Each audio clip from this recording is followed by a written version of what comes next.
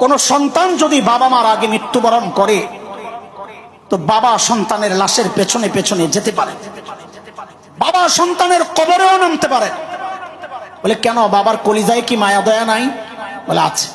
বাবাও চিৎকার করে করে কান্না করবেন, কিন্তু বাবাকে আল্লাহ ওই শক্তি মনোবল দিয়েছে, বাবা সন্তানকে দাফন করে কান্না করতে করতে উপরে উঠতে পারবেন। কিন্তু কোন মায়ের জন্য সন্তানের লাশের পেছনে যাওয়া চলবে না, কোন মায়ের জন্য সন্তানের কবরে নামা চলবে না। কেন, দুনিয়ায় এমন কোন মা নাই যে সন্তানকে দাফন করার জন্য কবরে নেমে সন্তানকে শোয়া ওই মা আবার সুস্থ অবস্থায় উপরে উঠবেন, এমন কোন মা জগতে নাই। সন্তানদের শোয়া মা নিজেও শুয়ে পড়বেন। কথা বলেন, কথা বলেন। দুস্থ একটু জিজ্ঞেস করি, বলেন তো, এই যে মার কলিজায় এত দরদার মায়া, কারণটা কি? মা আমার একটা চোখ বানাইছেন, একটা হাত, বলেন বলেন জোরে বলেন, জবান, হ্যাঁ, একটা পা, কি বানাইছেন? মা আমার শরীরের কি বানাইছেন? আরে তাড়াতাড়ি বলেন, তাড়াতাড়ি বলেন, জবাব দেন। মা আমার শরীরের কি বানাইছেন? কি বানাইছেন? কিছুই না, কিছুই না।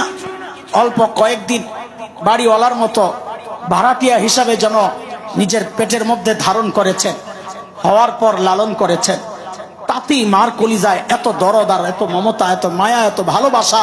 মা আমার কিচ্ছু বানান নাই, তাতেও মার কলিজায় এত মায়া। তাইলে যে আল্লাহ আমার চোখ বানাইছেন ওই আল্লাহর কত মায়া, যে আল্লাহ আমার হাত পাও বানাইছেন ওই আল্লাহর কত, যে আল্লাহ আমাকে এত এত নিয়ামত দিয়া বাঁচায় রাখছেন ওই আল্লাহর কত মায়া। এর জালিম, তুমি কি দেখো না কত মায়া? আরে আমি আর তুমি যখন দরজা জানলা বন্ধ করে ভেতরে গুনাহ করি, আমার মালিকের কত মায়া। ওই গুনাহ অবস্থায় আমার মালিক দরজার নিচে দিয়ে বাতাস আর অক্সিজেন পাঠাইয়া দেন যেন আমি মইরা না যাই। আমি আর আপনি যখন গুনায় জড়াই,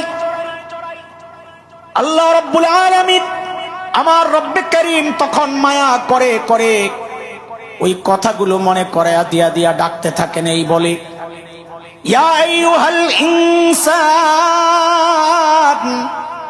মা গররাকা বিরাব্বিকাল কারীম।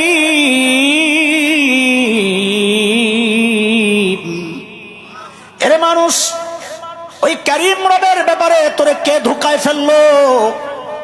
আরে যে চোখ দিয়ে তুই গুনাহ করছস, ওই চোখ তো তোরে নায়ক নায়িকা দেয় নাই রে, আমি কারীম দিছি, না চাইতে দিছি।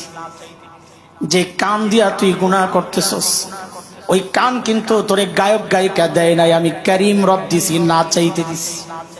যেই হাত দিয়া গুনাহ করস, যেই পাও দিয়া চলস, আরে যে